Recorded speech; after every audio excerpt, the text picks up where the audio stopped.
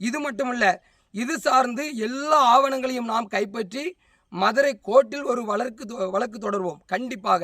ஏனென்றால் நீதி அரசர்கள் 2000க்கு மேல், அதாவது 1/1/2000க்கு மேல் நீர்நிலையில் போடப்பட்ட பட்டா அனைத்தையும் ரத்து செய்ய வேண்டும் என்று சுவாமிநாதன் அவர்கள், நீதியரசர் சுவாமிநாதன் ஐயா, புகழேந்தி ஐயா அவர்கள் ஒரு சட்டம் இயற்றியிருக்கிறார்கள். அவர்கள் அந்த 2000க்கு மேலே போடப்பட்ட நீர்நிலையில் உள்ள பட்டாக்கள் அனைத்தையும் ரத்து செய்ய வேண்டும் என்று கூறியிருக்கிறார்கள்.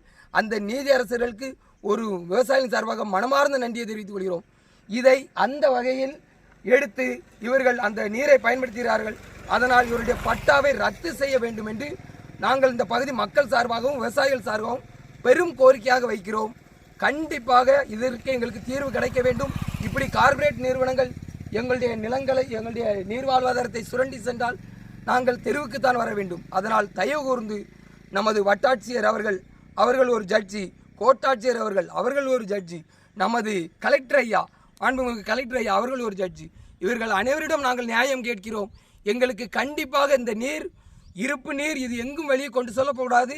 எங்களை மேன்மை அடைய வைப்பதற்காக உள்ள குளம் இது. வேற யாரும் கார்ப்பரேட் நிறுவனம் கட்டாயம் இதை பயன்படுத்தக்கூடாது. இதில் கோர்ட்டிலே நீதியரசர்கள் சுட்டிக்காட்டியிருக்கிறார்கள். எக்காரணம் கொண்டும் கார்ப்பரேட் நிறுவனங்கள் இதை பயன்படுத்தக்கூடாது. இது எங்களுக்கு இந்த நீர் வாழ்வாதாரம், எங்களுடைய மனிதர்கள், மிருகங்கள், பறவைகள், இது சமுதாயத்துக்கு உட்பட்டது. இது வேணுமென்றால் அரசுக்கு தொழில்நுட்பம் சார்ந்து அது அரசுக்காக இருக்கும். ஆனால் இது சமுதாயத்திற்கு உட்பட்டது. சமுதாயத்தின் மக்களுக்காகவும், பறவைகளுக்காகவும், விலங்கினங்களுக்காகவும், புழு பொட்டு பூச்சி அனைத்துக்காகவும் உள்ள இது. இதை பாதுகாக்க வேண்டியது நம்மளுடைய கடமை, அதிகாரிகளுடைய கடமை, கலெக்டர் ஐயாவுடைய கடமை, நம்மை ஆளும் அரசுடைய கடமை. கண்டிப்பாக உங்கள் கடமையை நீங்கள் கரெக்டாக செய்வீர்கள் என்று நான் கூறுகிறேன். விடைபெறுகிறேன்.